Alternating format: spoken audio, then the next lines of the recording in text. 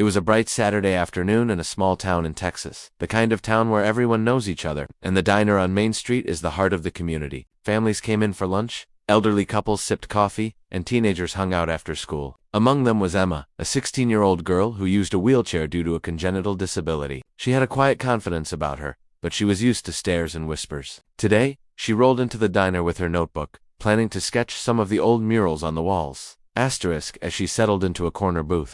A group of teenagers near the counter noticed her, loud, obnoxious, and clearly looking for attention. They began whispering and laughing, making exaggerated gestures in her direction. Look at her trying to eat like a normal person. One of them snickered. Another added, bet she can't even reach the ketchup.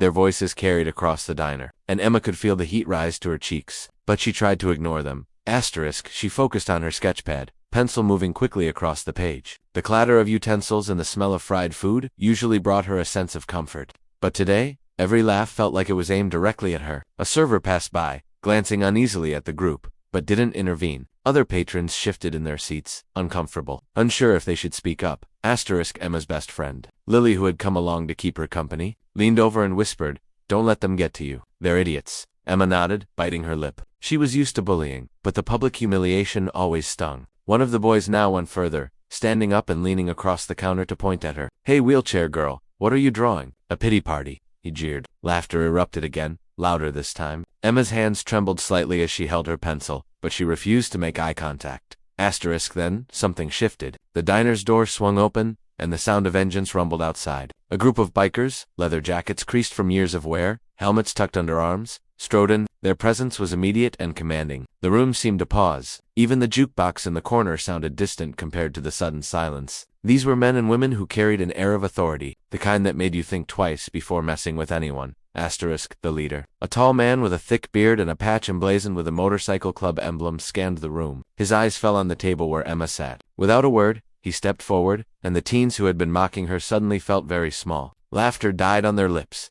replaced by nervous glances and shuffling feet. The bikers didn't need to say much, their silent presence said enough. No one here was going to treat Emma that way anymore. Asterisk Emma looked up, wide-eyed, and for the first time in the afternoon, she felt a spark of relief. Maybe, just maybe, this humiliation was about to end.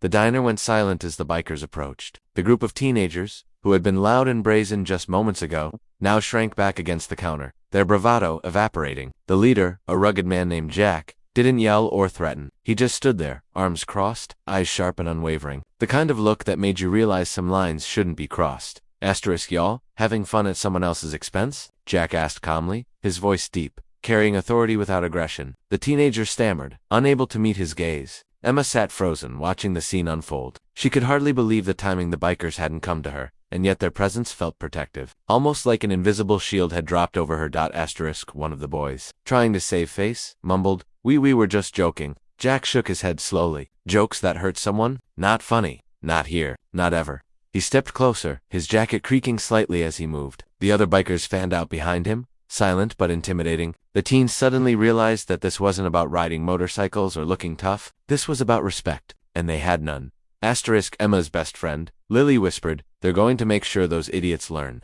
Emma nodded, feeling a warmth she hadn't expected. For once, she didn't have to defend herself. She didn't have to explain her wheelchair, her challenges, or her sketches. The bikers were doing it for her. Asterisk Jack leaned down slightly, making eye contact with the tallest boy. "You think it's okay to pick on someone because they're different?" The boy shook, muttering a weak apology. Jack didn't respond verbally. Instead, he slowly extended a hand toward the counter, pointing to the mop and cleaning supplies nearby. "Go clean this up, and think about how you treat people next time." The message was clear. Actions have consequences. Asterisk the other teens, now fully aware of the weight of the situation, quietly went to work tidying the mess they'd created. The diner slowly returned to normal, the clatter of dishes, the hum of conversation, but something had shifted. The air felt lighter, safer, warmer. Asterisk. Emma looked up at the bikers, her eyes wide and grateful. One of them, a woman with a soft smile under her tough exterior, leaned down. "You okay, kid?" she asked. Emma nodded, her voice barely above a whisper. "Yes, thank you." Asterisk Jack gave her a small nod. "Don't let anyone make you feel less than you are, and don't be afraid to stand tall. You've got people watching your back even, if you don't know it."